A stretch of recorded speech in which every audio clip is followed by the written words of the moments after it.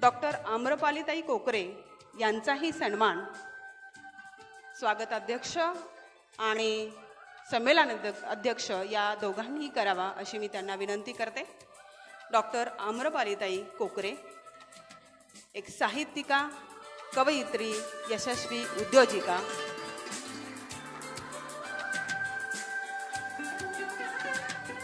एका महिलेकडून महिलेचा सन्मान खूप मोठी मानाची गोष्ट आहे. आपल्या इंद्रायणी साहित्य परिषदेचे मन अतिशय मोठे आहे.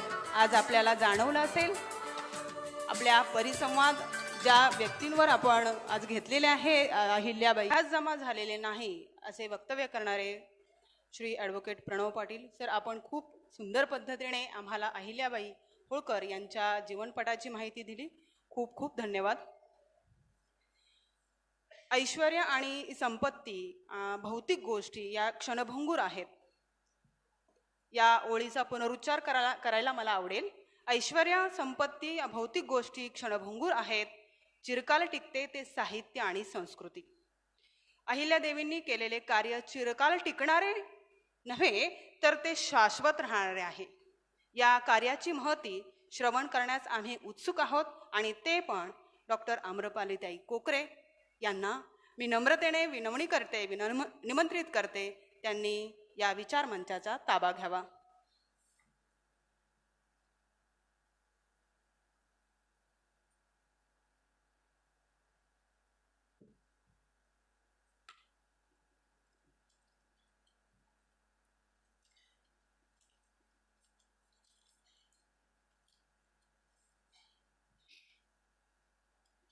इंद्रायणी साहित्य परिषद आयोजित 4th साहित्य संमेलन याकरिता उपस्थित संमेलनाध्यक्षा डॉक्टर सौ सीमा काळभोर, स्वागताध्यक्ष निलेश बोराटे, या सत्राचे अध्यक्ष आणि होळकर राजघराण्याचे वंशज श्रीमंत भूषणसिंह राजे होळकर व सहभागी सौ रुपाली अवचरे, ॲडव्होकेट प्रणव पाटील, उपस्थित सर्व मान्यवर आणि अहिल्याप्रेमी हो.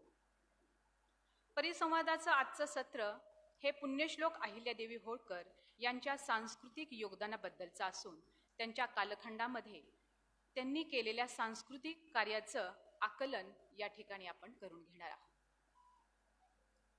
अहिल्यादेवींचं योगदान हे अनेक क्षेत्रांमध्ये आहे आणि तेही अलौकिक असं आहे. परंतु आजचं हे सत्र सांस्कृतिक असल्यामुळं आपण तेवढ्यापुरतीच त्यांची चर्चा आज करणार आहोत. भारतीय इतिहासामध्ये होळकर राज्यकर्त्यांचं स्थान अत्यंत महत्त्वाचं आहे. महाराष्ट्राबाहेर राज्य निर्माण करून होळकर रियासतनं मराठी भाषेला राज्यभाषेचं स्थान दिलं आणि संपूर्ण राज्यकारभार हा त्यांनी मराठीत चालवला. होळकरशाहीचे संस्थापक मल्हारराव होळकर युद्धातल्या शौर्याबद्दल आणि राजनीतीच्या निपुणतेबद्दल त्यांची गुणवैशिष्ट्य आहेतच. लोककल्याणकारी शासन हे प्रारंभापासूनच होळकर रियासतीचं प्रामुख्याने वैशिष्ट्य राहिलेलं आहे. खऱ्या अर्थानं मल्हाररावांच्या खंडेरायांच्या मृत्यूनंतर अहिल्यादेवींनी या रयतेचं मातृत्व स्वीकारलं आणि जेव्हा त्यांनी मातृत्व स्वीकारलं त्यावेळेला कोणतीही आई हे आपल्या अपत्याचं पालन पोषण करताना आपल्या अपत्याला मूलभूत गोष्टी तर मिळाल्याच पाहिजे. अन्न, वस्त्र, निवारा या गोष्टी तर मिळवून द्यायच्याच आहेत. परंतु आपल्या अपत्यांच्या जीवनामध्ये आनंद निर्माण व्हायचा असेल, त्यांचा सर्वांगीण विकास व्हायचा असेल तर त्यांच्यामध्ये कला, साहित्य, संगीत या गोष्टींचा अंतर्भाव देखील झाला पाहिजे. या विचारांनी या सर्वांगीण विकासाचा विकास व्हावा या विचारांनी अहिल्यादेवींनी जे कार्य सांस्कृतिक क्षेत्रातलं कार्य केलं आहे ते आपल्या रयतेच्या विकासासाठी केलेलं आहे. त्यांनी अनेक विद्वानांना अनेक ठिकाणाहून विद्वान महेश्वरला यायचे. गुजरात असेल, तेलंगणा असेल, अशा अनेक ठिकाणाहून आलेल्या विद्वानांना त्यांनी महेश्वरला बोलवून घेतलं आणि तिथं त्यांनी त्यांना कायमस्वरूपी वास्तव्य करण्यासाठी उत्पादनाचं साधन निर्माण करून दिलं. त्यांना वतनं दिली, जहागिऱ्या दिल्या.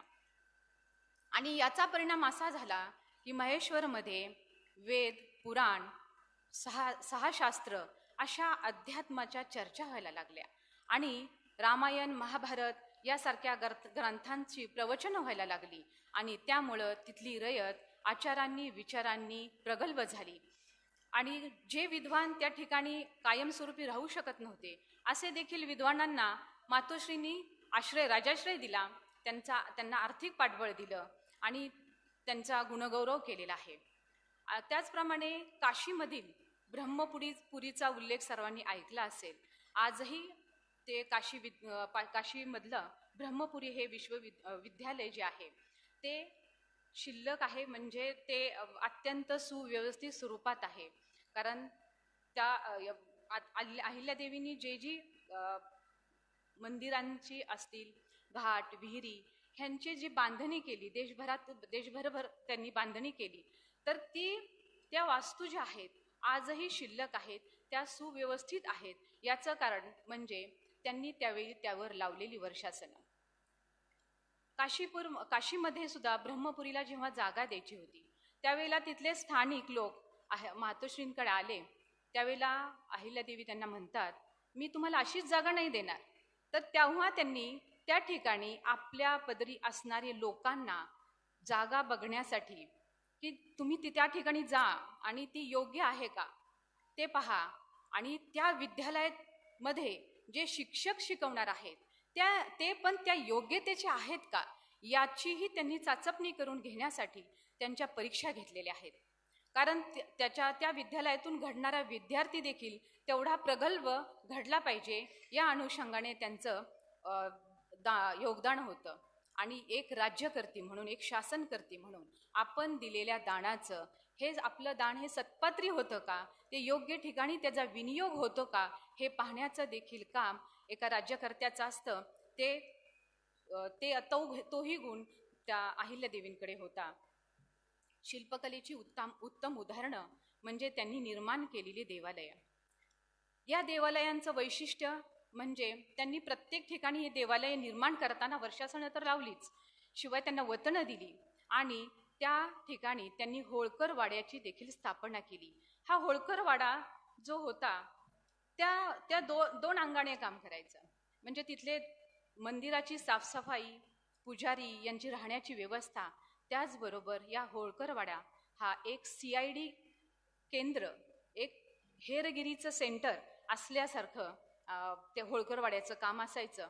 म्हणजे जी रयत आहे, जे लांबून येणारे लोक आहेत ते मंदिरात येतात, त्यावेळेला चर्चा करतात आणि त्यांच्या माध्यमातूनच आपल्याला समजतं की आपल्या राज्यावरती कोणतं परकीय आक्रमण होणार आहे का, आपली प्रजेमध्ये काय चर्चा आहे, याचं सर्व माहिती त्या हेरगिरांच्या मार्फत अहिल्या राणींना पोहोचायची. अशा पद्धतीने देखील ते होळकरवाड्याचं काम चालू असायचं आणि ते आजही सुव्यवस्थितपणे तिथले मंदिरांचं काम चालू आहे.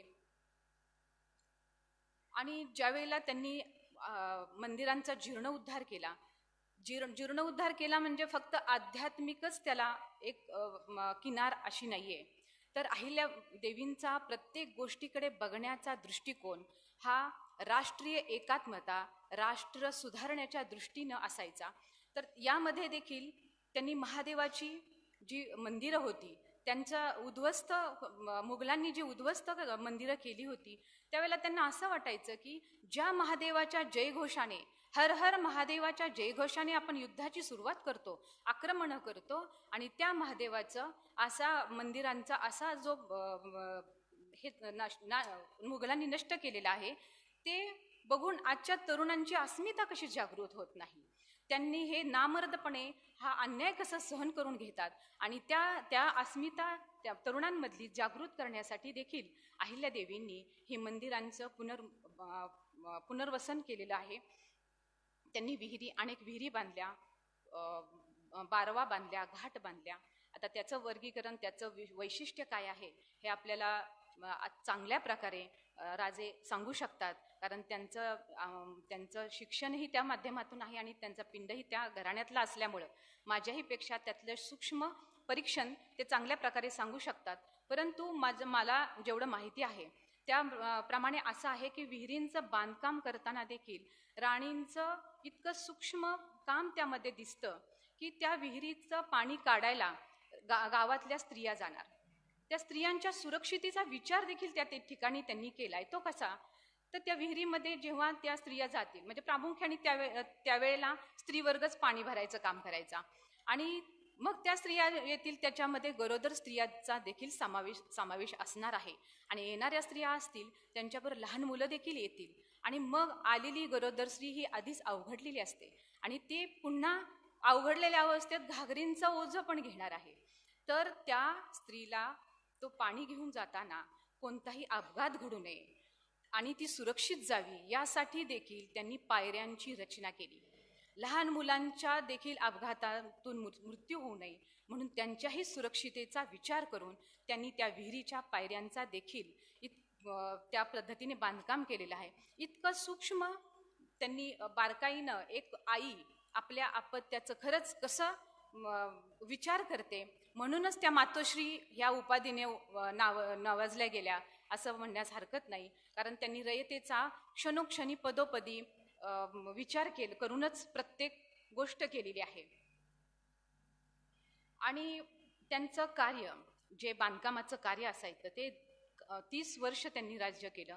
त्या 30 वर्षात त्यांचं बांधकामाचं जे कार्य होतं ते कधीही थांबलं नाही, अखंड ते चालू होतं, सातत्य ते चालू असायचं. त्यामुळे एक जेजुरी साईडला एक म्हण देखील प्रचलित झाली, चालू द्या होळकर टाकी. ही म्हण आजही जेजुरीच्या ठिकाणी आपल्याला ऐकायला मिळते. त्याचा अर्थ काय की सुकाळ असो अथवा दुष्काळ असो, अहिल्या राणींचं बांधकामाचं कार्य हे सातत्याने चालू असायचं. ते शिल्प घडवताना जे टाक्यांचे आवाज येतात, ते टाक्यांचे आवाज कायम घुमत राहायचे. म्हणून चालू द्या होळकर टाकी ही म्हण अस्तित्वात आली. ते आज तागायत म्हटलं जातं. आणि त्यांच्या अखंड शिल्पकलेच्या कार्यामुळं आणखीन एक गोष्ट झाली, ती म्हणजे त्या शिल्पकलांवरती जी मोगली छाप होती, मोगलांची छाप होती, ती मोगली छाप गेली आणि आपली भारतीय संस्कृती तिथं जोपासली गेली. कारागिरांना, आणखीन अनेक शिल्पकलाकारांना त्यांनी तिथं आर्थिक पाठबळ मिळालं, त्यांची आर्थिक सुधारणा झाली. असं देखील त्यांनी शिल्पकलेतनं काम केलेलं आहे. आणि हे बांधकाम करताना त्यांनी पशुपक्षी, आत्ता साईंनी देखील सांगितलं की त्यांनी पशुपक्षी असतील आणि मुंग्यांसारख्या इतक्या छोट्या अशा कीटकाच्या देखील खाण्यापिण्याची व्यवस्था होईल का, एवढी जगभर काम करणारी, भारतभर काम करणारी महाराणी, परंतु पशुपक्षी आणि मुंगीसारख्या कीटकाचा सुद्धा खाण्यापिण्याची व्यवस्था होईल का याचा विचार करणारी ही साधारण स्त्री असू शकत नाही. म्हणून ती माता, देवी या उपाधीने खरंच वाखाणण्यासारखी आहे. त्यांनी अनेक ग्रंथ जोपासले. आज आपल्याला आपलं सौभाग्य आहे की आपल्याला ग्रंथ प्राप्त होत आहेत, कारण त्यांच्या अहिल्यादेवींच्या संग्रहामध्ये त्यावेळेला 70 ग्रंथ होते आणि त्यांच्या वाचनामध्ये देखील त्या 70 ग्रंथांचा समावेश होता. त्या ज्या ठिकाणी जायच्या त्या ठिकाणावरून ते आपल्याकडे जे ग्रंथ नाहीत त्या ग्रंथ खरेदी करून घ्यायच्या आणि संध्याकाळी आल्यानंतर त्यांचा एक प्रोग्रामच असायचा, त्या ग्रंथांचं वाचन. आणि त्या ग्रंथांचं वाचन करण्यासाठी देखील त्यांनी एक टीम निर्माण केली होती. 6 लोकांची टीम असायची. तर त्या 6 लोकांनी काय करायचं, आज त्या 3 लोकांनी त्या ग्रंथांचं वाचन करायचं, दुसऱ्या दिवशी त्याच्यावरती चर्चा तिघांनी करायची आणि त्याच्यातून अहिल्यादेवी देखील त्यांना प्रश्न विचारणार आणि त्यातून त्या विद्वानांनी त्याचं उत्तर देणं अपेक्षित असायचं. पुन्हा त्यांनी आणखीन एक कार्य असं केलं, जे ग्रंथ होते ते ग्रंथ देखील त्यांनी हस्तलिखित करून घेतले. त्यावेळेला छापखाने नव्हते, प्रिंटिंग नव्हत्या. तर ते ग्रंथ जोपासण्यासाठी आपण आता वाचतोय पण पुढच्या पिढीसाठी काय, म्हणून ते ग्रंथ देखील त्यांनी हस्तलिखित करून घेतले आणि त्यासाठी देखील त्यांनी एक टीम आयोजित केली होती. 15 ते 16 लोकांची टीम होती. एका ग्रंथाच्या 50-60 कॉपीज तयार केल्या आणि त्या त्यांच्या संग्रहालयात त्यांनी ग्रंथालय तयार केलं होतं. त्या ग्रंथालयांमध्ये त्या ग्रंथ ठेवले जायचे आणि रयतेमधील देखील कोणाला त्याच्यावरती अभ्यास करायचा असेल तरी देखील तिथले रयतेमधली लोक येऊन ते ग्रंथांचं वाचन करायचे. त्यासाठी त्यांनी अभ्यासिकाही तयार केली होती आणि त्यातून त्यांना कोणाला त्याच्यातून काही शोधकार्य सापडलं तरी देखील त्यांनी मातोश्रींना येऊन सांगायचं. आता हे ग्रंथ वाचन, ग्रंथ लिखाण, मग हे फक्त धार्मिकच असं कार्य होतं का त्यांचं? म्हणजे त्या धर्मांध होत्या का, देवताळ्या होत्या का? तर असं अजिबात नाहीये. त्या एक शासनकर्त्या होत्या, त्या एक राज्यकर्त्या होत्या. या ग्रंथांच्या, या संत साहित्यांच्या माध्यमातून त्यांनी आपली एक राजनीती तयार केली, एक राजकीय पद्धत त्यांनी तयार केली. त्याचं एक उदाहरण म्हणजे त्यांनी एक योजना आणली, तर त्या योजनेवरती काही लोकांची नियुक्ती केली की ती योजना बरोबर लागू होतीये का, लोकांपर्यंत पोहोचतीये का. तर त्या लोकांवरती सुद्धा लक्ष ठेवण्यासाठी आणखीन लोक, 2-3 लोकांची नियुक्ती, त्या लोकांवरती पण आणखीन असं करत असे प्रत्येकाच्या डोक्यावरती एक माणूस असं त्यांनी करत, त्यामुळे त्यांच्या राज्यामध्ये दमडीचाही भ्रष्टाचार कधीच झाला नाही. आणि ही नीती म्हणजे चाणक्य नीती. चाणक्य नीतीचा देखील त्यांनी अवलंब या ठिकाणी केलेला आहे. आणि जनता दरबार जेव्हा त्या घ्यायच्या, त्या जनतेतून अनेक प्रश्न त्यांना यायचे आणि मग ते प्रश्न कसे सोडवायचे, तर हे संत साहित्य, ग्रंथ वाचन याच्यातून त्यांनी उत्तर शोधायचे आणि त्या माध्यमातून त्यांनी जनतेचे प्रश्न सोडवले आणि शासन व्यवस्था आपली सुव्यवस्थित केली. ग्रंथ हे खऱ्या अर्थाने त्यांचे गुरु ठरले होते. नंतर त्यांनी प्रत्येक ग्रंथाकडे, प्रत्येक विषयाकडे बघण्याचा दृष्टिकोन त्यांचा इतका आगळा वेगळा होता की त्यांनी महाभारताचा एक सुंदर उदाहरण आहे. ज्यावेळेला खंडेरायांचा मृत्यू झाला, त्यावेळेला दरबार भरवण्यासाठी अहिल्या निघाल्या होत्या. त्यावेळेला हरकू आई त्यांना म्हणतात, अगं अहिल्ये, महाभारताचं वाचन हे दरबारात घरात कशासाठी ठेवलं? ह्याच्यामुळं घरात तंटे निर्माण होतात, वाद निर्माण होतात. महाभारताचं वाचन हे घरात ठीक नव्हे. त्यावेळेला अहिल्या म्हणतात, महाभारत आपल्याला काय शिकवतं? जळण्याआधी लाकूड हाती घ्यावे लागतं. विचार विनिमय करून शांततेने युद्ध टाळता आलं तर ठीक, नाहीतर विनाश ठरलेला आहे. महाभारत आपल्याला सांगतं की युद्ध करू नये. हा दृष्टिकोन अहिल्यादेवींनी त्याच्यातून मिळवला. आजही मला वाटतं बऱ्याच ठिकाणी असंच म्हटलं जातं की महाभारताचे पोस्टर्स घरामध्ये लावू नका, तंटे होतात, वाद होतात. परंतु अहिल्या राणींचा त्या काळी त्याकडे बघण्याचा दृष्टिकोन किती आगळा वेगळा होता आणि हाच दृष्टिकोन त्यांना 30 वर्षाचं राज्य करण्यासाठी, ते पण शांततामय राज्य करण्यासाठी प्रभावी ठरलेला आहे. त्याचप्रमाणे अहिल्या राणी ह्या स्वतः देखील साहित्यिका होत्या. हे बऱ्याच जणांना माहीत नसेल. त्यांना स्वतः हिंदी, मराठी आणि संस्कृत ह्या भाषा अवगत होत्या. त्या मोडी लिपीतून लिहायच्या आणि त्यांनी स्वतःचं एक करुणाष्टक देखील लिहिलं होतं. आणि परंतु आपलं दुर्भाग्य की कदाचित ते करुणाष्टक आजही असतं तर अहिल्या आपल्याला आणखीन वेगळ्या रूपात माहिती झाल्या असत्या. परंतु त्यांनी स्वतःच्या निधनाआधीच ही करुणाष्टकं नर्मदेमध्ये बहाल केली. अहिल्यांच्या कारकिर्दीमध्येच अहिल्या कामधेनू हा त्यांचा कारकिर्दीतच लिहिलेला हा एक सांस्कृतिक भाषेचा ग्रंथ देखील अस्तित्वात आला. हा सर्व जो कारभार आहे, देशभर त्यांनी बांधकामं केली. घाट असतील, मंदिरं असतील, विहिरी असतील, बारवा असतील, या आणि ग्रंथ निर्मिती असतील, ग्रंथ लिखाण असेल, ग्रंथ वाचन असेल. आणि ग्रंथ लिखाण जे करायचे, जे विद्वान होते, त्यांनाही ते आर्थिक मोबदला त्याच्या बदल्यात द्यायचे. वाचन जे करायचे त्यांनाही त्यांनी आर्थिक मोबदला त्याचा दिलेला आहे. आणि हा सगळा जो खर्च आहे तो ते खर्च फक्त आपल्या खाजगीतूनच करायचे. त्यांनी एकही रुपया कधीही सरकारी दरबारातला वापरला नाही. आणि मला वाटतं हे खाजगी कोश हे होळकरशाहीचं महत्त्वाचं वैशिष्ट्य.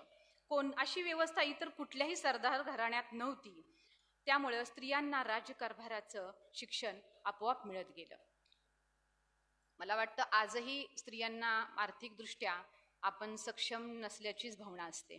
त्या काळी मल्हाररावांना या बाबतीत मी खूप मानते की त्यांनी स्त्री शिक्षण आणि आर्थिकदृष्ट्या देखील स्वतःच्या पत्नीपासून ते होळकरांच्या घरातल्या सर्व स्त्रियांना त्यांनी आर्थिकदृष्ट्या देखील सक्षम केलं होतं. त्यांचं अजून एक वैशिष्ट्य म्हणजे माहेश्वरी साड्या ह्या जगप्रसिद्ध आहेत. माहेश्वरी साडीची निर्मिती हे एक वैशिष्ट्यपूर्ण त्याचं एक असं आहे की वैशिष्ट्य असं आहे की त्या माहेश्वरी साड्यांवरची जी डिझाईन आहेत ती डिझाईन माहेश्वरचा वाडा आहे. त्या वाड्यावरती जे दरवाजे आणि खिडक्या आहेत त्यावरती जे डिझाईन आहे तेच डिझाईन त्यांनी माहेश्वरी साड्यांवरती घेतलं. आणि दुसरं एक माहेश्वरी साड्यांबद्दल म्हणजे त्याची उत्पत्ती कशी झाली तर टिपू सुलतानच्या राज्यामध्ये ज्यावेळेला दुष्काळ पडला तेव्हा त्यांनी तर तिथलं उत्पादन थांबवलं आणि मग तिथल्या लोकांना, तिथल्या रयतेला अहिल्यादेवींनी इंदोरहून खेचरांनी आणि उंटावरून अन्नधान्याचा साठा पाठवला 5,000 जनतेसाठी. आणि नंतर ते विस्थापित झाल्यानंतर तिथल्या मुस्लिम विणकरांना त्यांनी स्वखर्चाने तिथून इंदोरला आणलं, त्यांना राहायला जागा दिल्या आणि जेव्हा त्यांनी त्यांची कसब बघितली, विणकामातलं कर्तृत्व पाहिलं, त्यावेळेला त्यांनी हे माहेश्वरी साडीची निर्मिती केली. माहेश्वरीचं दुसरं वैशिष्ट्य म्हणजे त्या 3 प्रकारांमध्ये त्याची निर्मिती केली. पहिला प्रकार म्हणजे त्या माहेश्वरी साडी ही 100% खादीमध्ये निर्माण झालं. अहिल्यादेवी ह्या अशा महिला आहे ज्यांनी खादी निर्मिती ही सगळ्यात पहिल्यांदा खादी निर्मिती ही अहिल्यादेवींनी केली. नंतर 50% खादी आणि 50% सिल्क असा दुसरा प्रकार केला आणि तिसरा प्रकार म्हणजे 100% प्युअर सिल्क. अशा माहेश्वरी साडींच्या त्यांनी निर्मिती केली. आणि एवढंच नाही तर त्या म्हणजे व्यापारी दृष्टिकोन सुद्धा त्यांचा किती व्यापक होता की त्यांनी या माहेश्वरी साड्यांना प्रांताच्या बाहेर सगळ्या प्रांतांमध्ये त्या पाठवायच्या आणि स्वीडनमध्ये सुद्धा त्यांनी त्या साड्या पाठवलेल्या आहेत त्या काळी. म्हणजे त्यावेळेला सुद्धा एक्सपोर्ट करणारी ती पहिली महिला असेल. म्हणजे व्यापारी असा दृष्टिकोन देखील त्यांचा फार मोठा होता. अहिल्यादेवी ह्या फक्त कलागुणांचा गौरव करणाऱ्या आणि विद्वानांना स्थान देणाऱ्या इतपतच त्यांची ओळख नाहीये, तर त्यांनी काही कलाकारांचं मन देखील परिवर्तित केलेलं आहे. अनंत फंदी यांचं एक खूप सुंदर उदाहरण आहे. अनंत फंदी हे सर्वांना माहीतच आहेत. ते खूप मोठे शाहीर होते. ते लावण्यांमधलं लिखाण त्यांचं अगदी निपुण होतं. लावण्यांसाठी ते प्रसिद्ध होते आणि अहिल्यादेवींना सगळे कवी भेटायला जायचे आणि अनंत फंदी देखील त्यांना अहिल्याराणींना भेटण्यासाठी दर्शनासाठी गेले. त्यावेळेला अहिल्यादेवींनी देखील त्यांना आर्थिक सहाय्य केलं, त्यांचा मान सन्मान केला, त्यांच्या कलागुणांचा गौरव केला आणि एक प्रेमाचा संदेश देखील त्यांना जाता जाता दिला की तुम्ही लावण्या करता. मान्य आहे की लावणी हा एक काव्य प्रकार आहे, परंतु यामधून होतं काय की आपली जी प्रजा आहे ती वाममार्गाला जाते आणि समाज भरकटतो. हे समाजाने असं भरकटणं बरं नव्हे, तर तुम्ही समाज बिघडवण्यापेक्षा समाज घडवण्याचं काम केलं तर ते सत्कारणी लागेल.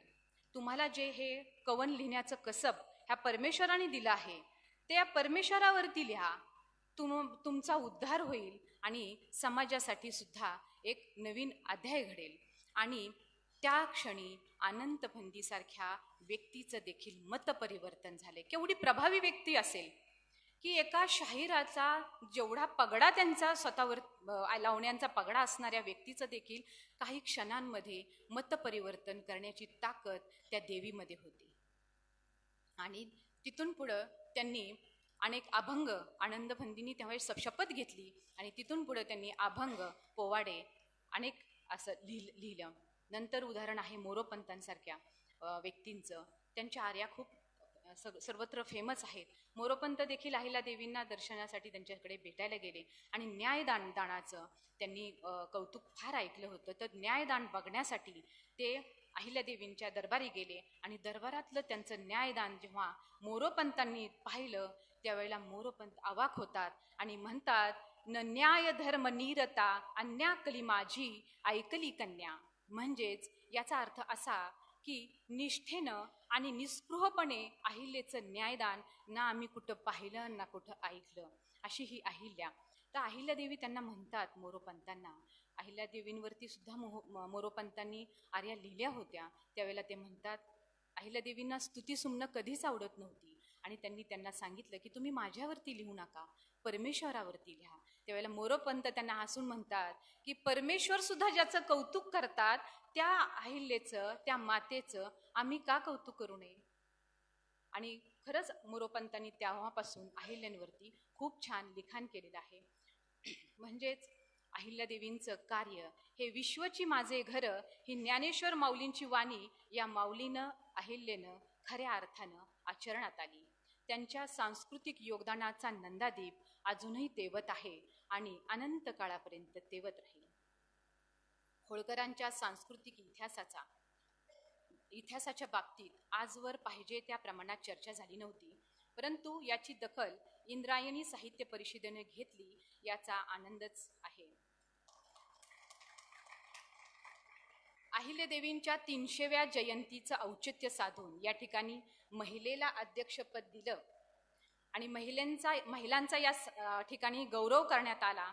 त्याबद्दल मी येथे इंद्रायणी साहित्य परिषदेच्या आयोजकांचं खूप आभार मानते आणि मी येथील उपस्थित सर्वांना एक विनंती करते की जोरदार टाळ्यांनी या आयोजकांचं आपण मनस्पूर्वक अभिनंदन करूया. आणि मी इथं थांबते. जय हिंद, जय महाराष्ट्र.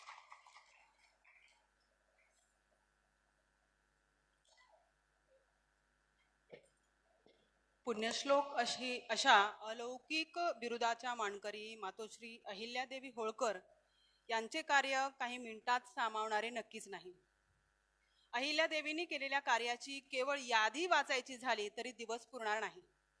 तरीही नियोजित वेळेत अहिल्यादेवी होळकर यांचे लखलखित कर्तृत्व आपणासमोर उभ्या करणाऱ्या डॉक्टर अम्रपालीताई कोकरे यांचे मनपूर्वक धन्यवाद. सुश्राव्य वक्तव्य आणि ओघवती शैली यांची अनुभूती आज आपण घेतलेली आहे आणि